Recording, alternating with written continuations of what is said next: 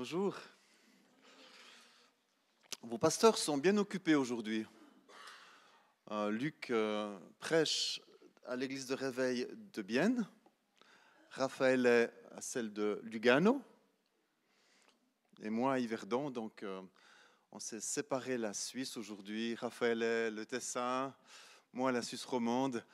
Et avec Bienne, on va presque dire que c'est la Suisse allemande. Voilà.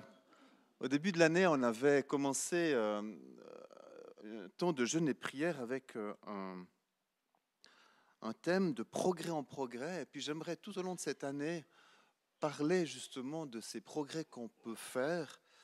Et on a parlé de la vie de prière, on a parlé du don de prophétie et d'autres dons que Dieu désire nous donner. Aujourd'hui, j'aimerais vous parler de l'espérance. J'aimerais un petit peu vous déstabiliser parce qu'on ne va pas du tout parler d'espérance au départ. À travers d'un livre que j'aime beaucoup, qui est le livre de Joël. Le livre de Joël, c'est un petit livre de 4 chapitres passionnant. Et je vous encourage à le lire, à le relire dans les jours qui viennent et d'y trouver l'encouragement, l'espérance dont vous avez besoin si vous vivez des situations un petit peu délicates. Et le premier chapitre de ce livre commence par une exhortation qui est faite aux habitants d'Israël à écouter le prophète parce qu'il vient de se passer des choses assez extraordinaires, assez incroyables, je dirais des choses terribles. Et puis voici ce que le prophète leur dit en disant « Mais ce que vous avez vécu, ne le gardez pas pour vous, transmettez-le aux générations à venir. » Alors on pourrait croire que ce sont des bonnes nouvelles. Voici ce que dit Joël dans le premier chapitre à partir du verset 3 et 4. « Racontez-le à vos fils et que vos fils le racontent à leurs fils et leurs fils à la génération suivante. Ce qu'a laissé la chenille, la sauterelle l'a dévoré.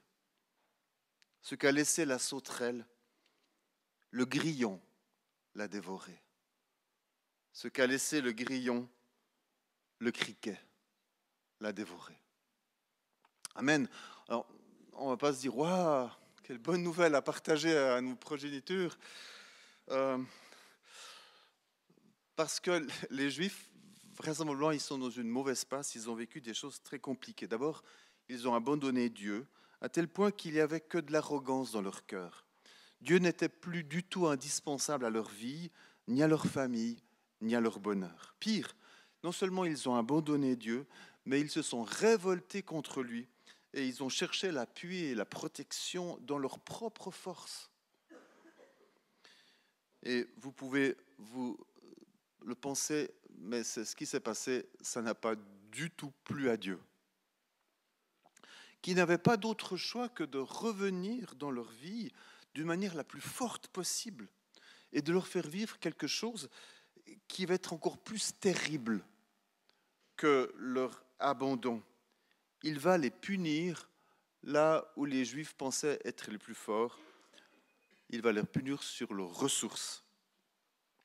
Et les Juifs vont vivre une épreuve terrifiante, des vagues successives d'insectes.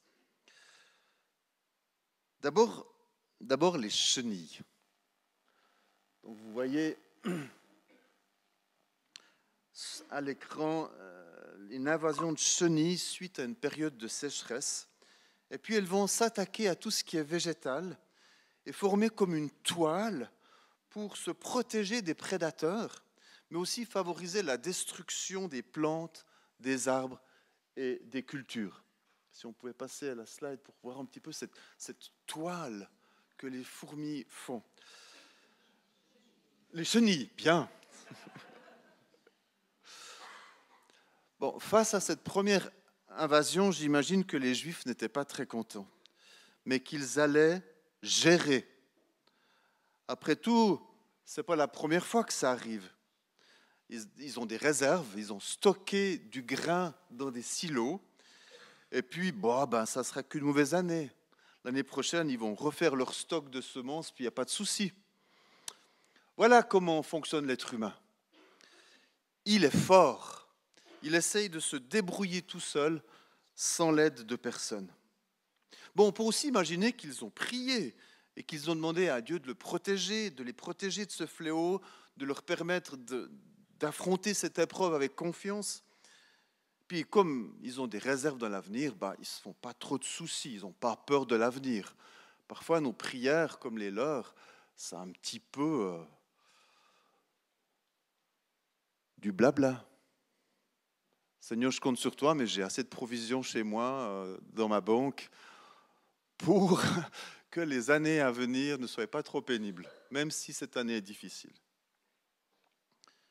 Les cultures sont détruites, mais plein de courage. Dans les mois qui suivent, les Juifs vont labourer la terre, vont la réaménager et replanter avec le stock qu'ils avaient protégé.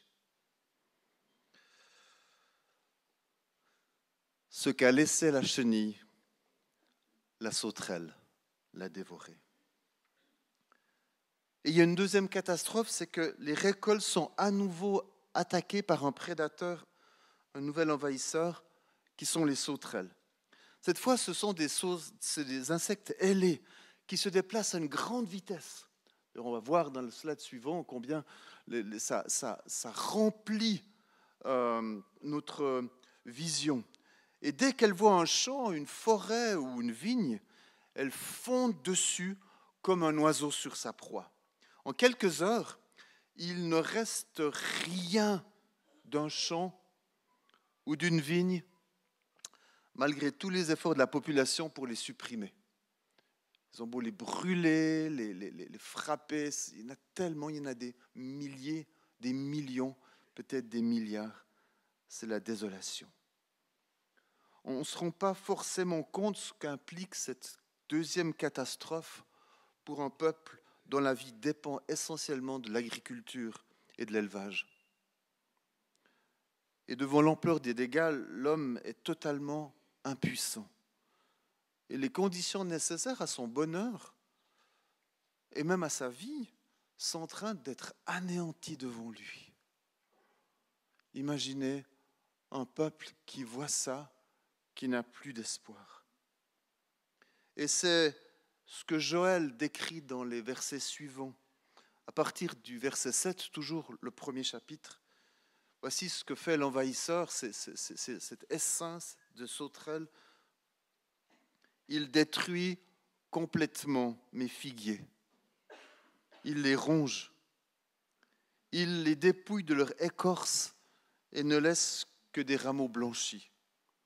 Les champs sont dévastés. La terre est plongée dans la tristesse. Plus de blé, plus de vin, plus une goutte d'huile fraîche.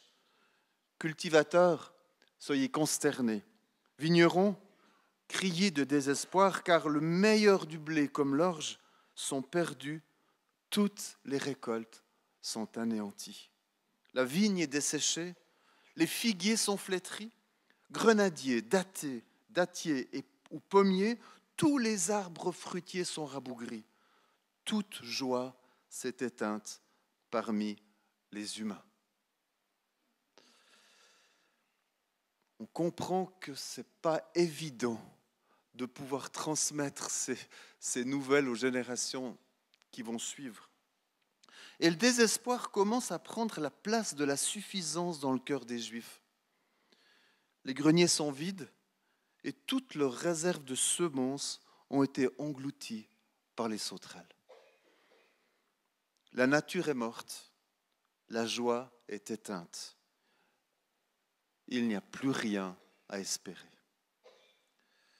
Et c'est souvent dans ces moments-là qu'on prend conscience qu'on a vraiment besoin de Dieu. Avant, c'était pour la forme. Maintenant, ça commence à être quelque chose d'absolument vital pour nous. Bon, en l'occurrence, c'est Dieu qui avait permis ce fléau parce que son peuple s'était éloigné de lui. Mais le peuple d'Israël est comme nous. Il est fier. Il ne veut pas vraiment revenir à Dieu. Il se lamente de son état, il pleure, il prie. Il prie. Mais pourquoi prier un Dieu qui nous fait souffrir? Pourquoi Dieu n'intervient pas? Il voit bien qu'on souffre. Il voit bien que notre avenir est compromis. Il voit bien que nos enfants sont en train de mourir de faim. Et que fait Dieu? Rien. Ce qu'a laissé la sauterelle, le grillon l'a dévoré. Les derniers espoirs d'une année bénie, riche en culture, sont réduits à néant. Un troisième fléau arrive, une invasion de grillons. Mais que fait Dieu? Mais pourquoi est-ce qu'il n'intervient pas? Pourquoi nous faire encore passer par une épreuve? On n'a plus de larmes pour pleurer notre misère. Nos enfants sont mourants, les animaux n'ont plus rien à manger. Nous mangeons les animaux. Au lieu de les offrir en sacrifice à Dieu, on les mange parce que nous mourons de faim. Ce qu'a laissé le criquet, ce qu'a laissé le grillon, le criquet l'a dévoré. Comme les insectes précédents, c'est une nouvelle année avec des destructeurs aussi de tout végétal. Après leur passage, plus rien ne subsiste. Les terres sont nues et dévastées.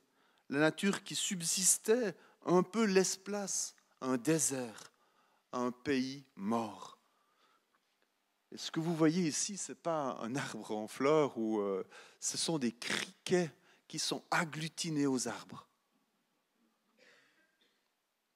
Je n'imagine même pas la détresse et la peur qui devaient être dans le cœur des Juifs.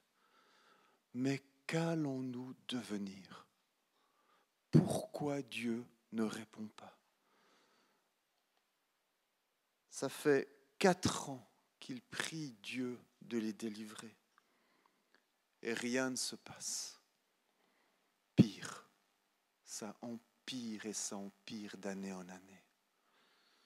Ce qu'a laissé la chenille, la sauterelle l'a dévoré. Ce qu'a laissé la sauterelle, le grillon l'a dévoré. Ce qu'a laissé le grillon, le criquet l'a dévoré. Bon, rassurez-vous, je ne suis pas ici pour vous faire un exposé sur les insectes et leurs ravages, mais mon propos est qu'on puisse se rendre compte de la tragédie qui s'est passée et qui est résumée dans un petit verset, le verset 4 que je viens de relire. Mais ce temps de souffrance a quand même été un temps décisif pour les Juifs pour qu'ils reviennent à Dieu. Et ce prophète va leur dire, voyez ce que vous avez vécu, ces 4 années terribles. Eh bien, si vous ne revenez pas à Dieu, eh bien, ce ne sont plus des insectes qui vont envahir et tout détruire dans votre pays. Ce seront des êtres humains, les Babyloniens, qui vont détruire Israël.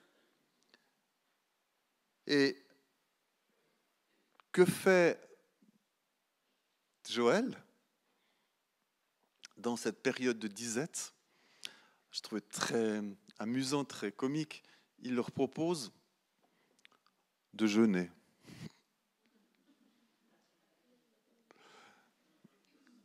Mais plus de jeûner parce qu'ils ont faim ou qu'ils n'ont pas à manger. De jeûner pour passer du temps avec Dieu. De se repentir et de revenir à Dieu de tout leur cœur. Et pour cette génération, la génération de Joël, l'appel que le prophète a donné a été entendu. Les Juifs se sont humiliés de leur orgueil, de leur autosuffisance. Au chapitre 2, au verset 19, on lit ceci. L'Éternel a répondu. Il dit à son peuple, me voici, je vous envoie le blé, le vin nouveau et l'huile, et vous en serez rassasiés, et je ne vous livrerai plus au déshonneur parmi les nations. Il leur dit en quelques mots, mon peuple, ta détresse est finie. Alors que vous étiez en manque de tout, je viens maintenant vous rassasier tout à nouveau avec les produits de la terre. Au-delà de vos espérances, vous en serez rassasiés. Et comme si ce n'est pas assez, assez, Dieu fait une autre promesse que l'on trouve au verset 25 du même chapitre 2 qui dit ceci: « Je vous restituerai les années qu'ont dévoré la sauterelle, le grillon, le criquet et la chenille, ma grande armée que j'avais envoyée contre vous. » C'est cette parole qui résonne en moi et que j'aimerais vous transmettre ce matin de la part de Dieu. Je vous restituerai ces années de souffrance. Dans le contexte du livre de Joël, il est clairement dit que c'est Dieu qui a provoqué ces années de détresse parce que le peuple avait péché. Mais vous savez, il arrive aussi que nous traversions des épreuves sans que Dieu en soit l'instigateur, qu'on traverse des épreuves comme ça, sans que Dieu désire nous punir. On subit les ravages des chenilles, des sauterelles, des grillons, des criquets, année après année. Et on crie à Dieu, bien sûr, on crie à Dieu. On intercède, on jeûne, on passe du temps dans la prière. Il nous semble que Dieu ne nous entende pas, qu'il nous a oubliés, que nous restons tout seuls de notre détresse. Et alors qu'on traverse des difficultés que personne ne sait, des souffrances terribles, que ce soit dans notre corps, que ce soit dans notre âme, que ce soit dans notre famille, dans notre lieu de travail, il y a des chrétiens qui se croient très spirituels, qui nous demandent s'il n'y a pas un péché caché dans notre vie. Comme s'il n'y avait pas assez de souffrance pour en rajouter. Ce genre de personnes existe depuis longtemps. Déjà du temps de Jésus, on en trouve des exemples parfaits. Et je vais vous étonner, mais c'était les disciples, ces exemples parfaits. En Jean 9, les 3 premiers versets de ce chapitre disent ceci: « Jésus vit en passant un homme aveugle de naissance.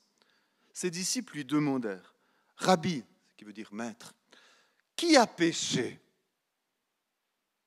lui ou ses parents pour qu'il soit né aveugle ?» Voyez ce que je vous disais.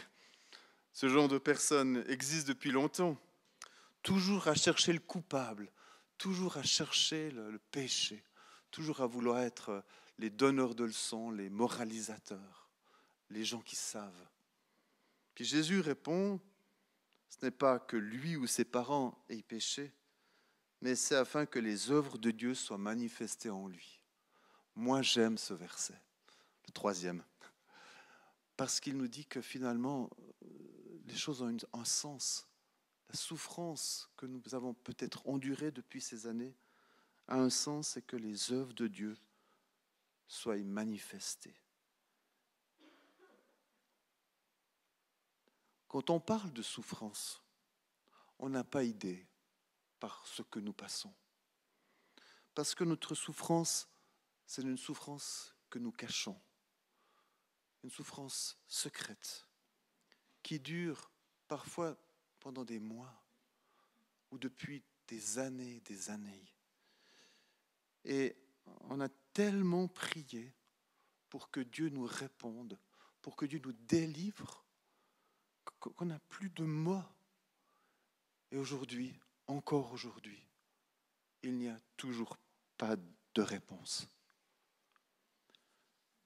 Mais j'ai une bonne nouvelle à vous dire ce matin. Dieu nous dit, Dieu me dit, Dieu te dit, je vous restituerai. Je vous restituerai les années qu'ont dévoré la sauterelle, le grillon, le criquet, la chenille. Me voici. Je vous envoie le blé, le vin nouveau et l'huile, et vous en serez rassasiés. Moi, ça me permet de pouvoir me dire, mais je vais grandir dans cette espérance que j'ai en ce Jésus qui a tout accompli pour moi. Et vous savez, Jésus, au début de son ministère, il a dit des paroles qui sont fondamentales pour chacun de nous, alors que nous pouvons vivre ces situations, même en tant que chrétiens. En Luc 4, il est dit à partir du verset 18, « L'Esprit du Seigneur est sur moi, parce qu'il m'a oint pour guérir ceux qui ont le cœur brisé, pour annoncer la bonne nouvelle aux pauvres. Il m'a envoyé pour proclamer aux captifs la délivrance et aux aveugles le recouvrement de la vue, pour renvoyer libres les opprimés, pour proclamer une année de grâce du Seigneur. » Et durant toute ma vie, j'ai lu ces versets, puis il me semblait que cette dernière phrase, elle était en trois. Voilà, parce que l'action de Jésus, c'était de délivrer, de guérir, de restaurer. Et puis, à la fin, pour proclamer une année de grâce du Seigneur. Et souvent, quand je prêchais sur Luc 4, je ne lisais pas ça. Parce que ça ne m'intéressait pas, je n'avais pas de connexion.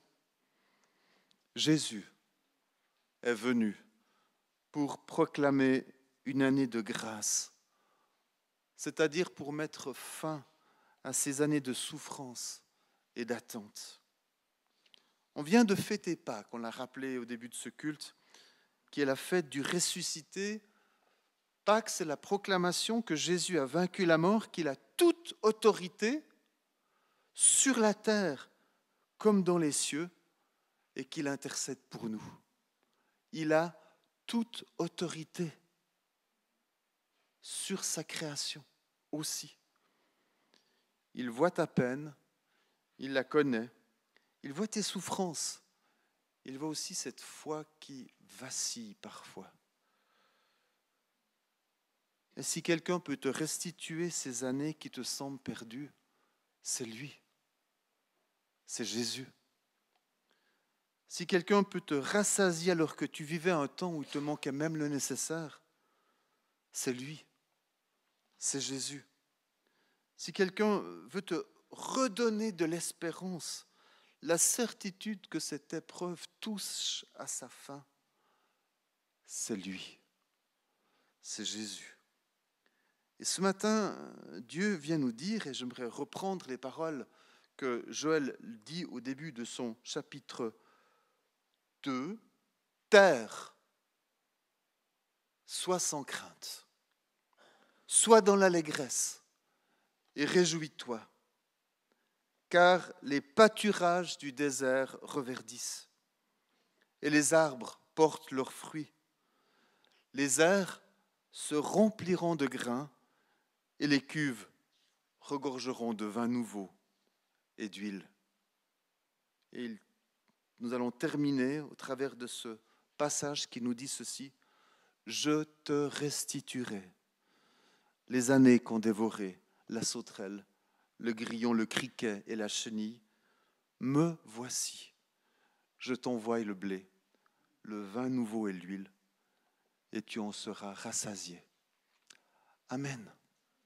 Je propose qu'on puisse prendre un moment de silence.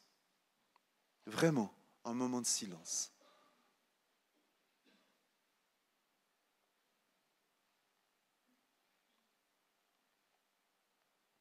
Et on veut ouvrir notre cœur à l'action du Saint-Esprit.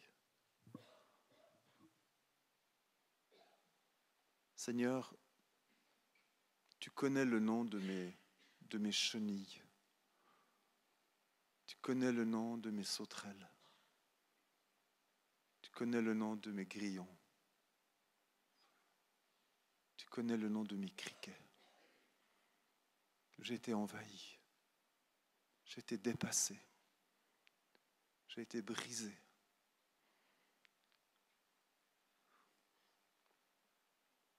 Et il me semblait que tu ne répondais jamais.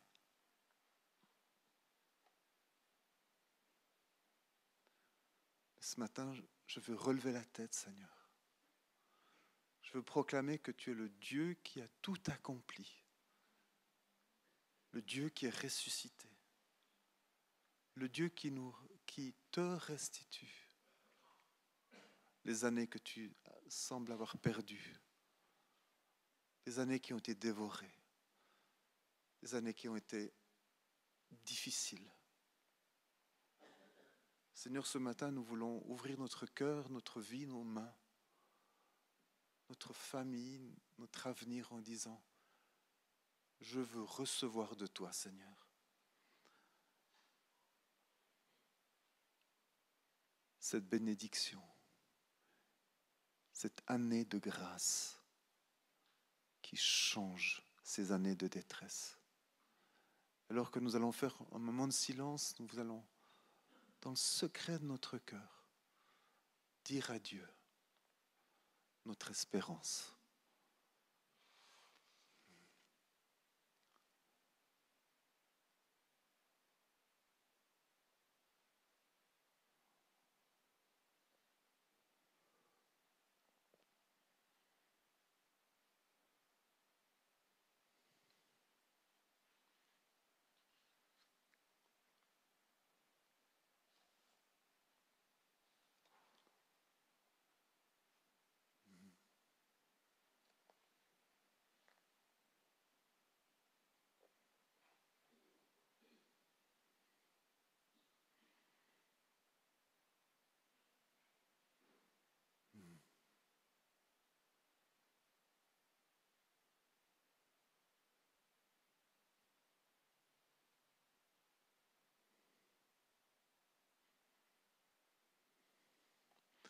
Ma prière, Seigneur, c'est que chacun de nous puisse recevoir cette promesse pour lui, pour elle.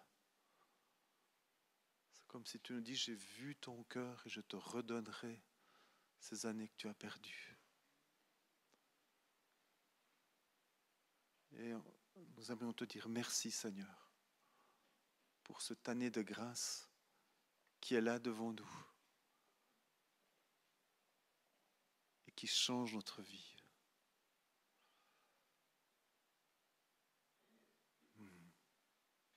Amen.